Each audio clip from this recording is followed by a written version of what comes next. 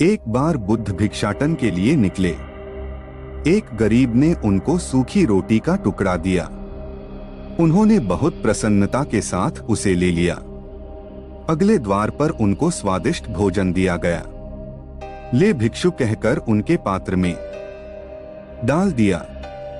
बुद्ध ने उसे हाथ तक नहीं लगाया। आगे जाकर वह स्वादिष्ट भोजन कुत्तों को खिला दिया। साथ चलते शिष्य ने आश्चर्य से पूछा, भगवान आपने यह क्या किया? क्या आधी रोटी से आपका पेट भर गया? इतना स्वादिष्ट भोजन आपने फेंक दिया।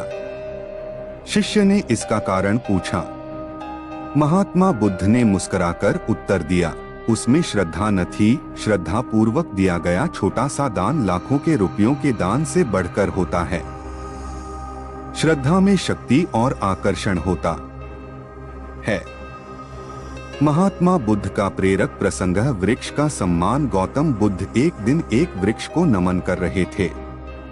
उनके एक शिष्य ने यह देखा तो उसे हैरानी हुई। वह बुद्ध से बोला, भगवान आपने इस वृक्ष को नमन क्यों किया? शिष्य की बात सुनकर बुद्ध बोले, क्या इस वृक्ष को नमस्कार करने से कुछ अनहोनी घट गई? शिष्य बुद्ध का जवाब सुनकर बोला, नहीं भगवान, ऐसी बात नहीं है, किंतु मुझे यह देखकर हैरानी हुई कि आप जैसा महान व्यक्ति इस वृक्ष को नमस्कार क्यों कर रहा है। वह न तो आपकी बात का जवाब दे सकता है और न ही आपके नमन करने पर प्रसन्नता व्यक्त कर सकता है। बुद्ध हल्का सा मुस्कुराकर बोले, वत्स तुम्हारा सोचना गलत है। वृक्ष मुझे जवाब बोलकर भले न दे सकता हो, किंतु जिस प्रकार प्रत्येक व्यक्ति के शरीर की एक भाषा होती है, उसी प्रकार प्रकृति और वृक्षों की भी एक अलग भाषा होती है। अपना सम्मान होने पर ये झूमकर प्रसन्नता और कृतज्ञता दोनों ही व्यक्त करते हैं। इस वृक्ष के नीचे बैठकर मैंने साधना की। इसकी पत्तियों ने मुझे शीतलता प्रदान की, धूप से मेरा बचाव किया। हर पल इस वृक्ष ने मेरी सुरक्षा की। इसके प्रति कृतज्ञता व्यक्त करना मेरा कर्तव्य है। प्रत्येक व्यक्ति को प्रकृति के प्रति सदैव कृतज्ञ बने रहना चाहिए, क्योंकि प्रकृति व्यक्ति को सुंदर व सुघड़ जीवन प्रदान करती है। तुम जरा इस वृक्ष की ओर देखो कि इसने मेरी कृतज्ञता व धन्यवाद को बहुत ही खूबसूरती से ग्रहण किया है और जवाब में मुझे झूमकर यह बता रहा है कि आगे भी वह प्रत्येक व्यक्ति की हर संभव सेवा करता रहेगा। बुद्ध की बात पर शिष्य ने वृक्ष को देखा तो उसे लगा कि सचमुच वृक्ष एक अलग ही मस्ती में झूम रहा था और उसकी झूमती हुई पत्तियां, शाखाएं व फूल मन को एक अद्भुत शांति प्रदान कर रहे थे।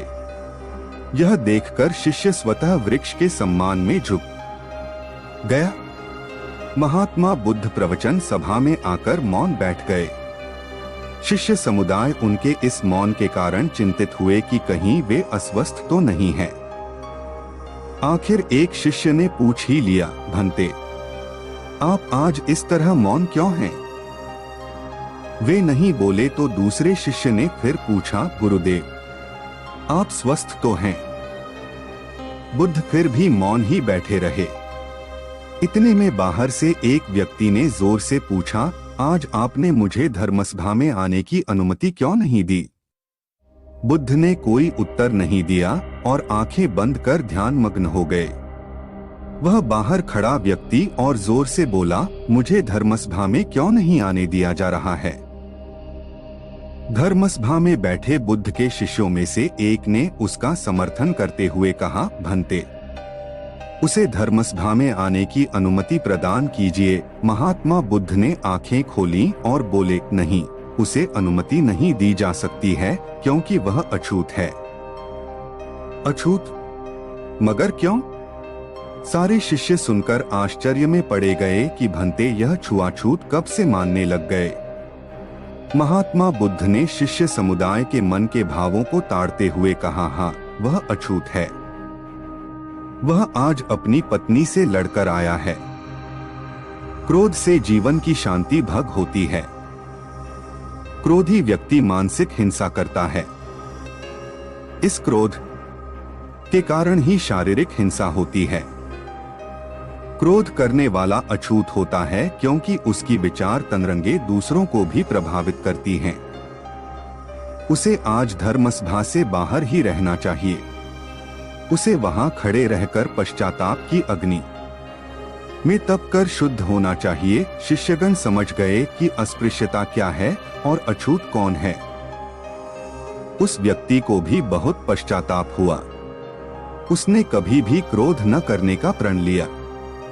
बुद्ध ने उसे धर्मसभा में आने की अनुमति प्रदान की।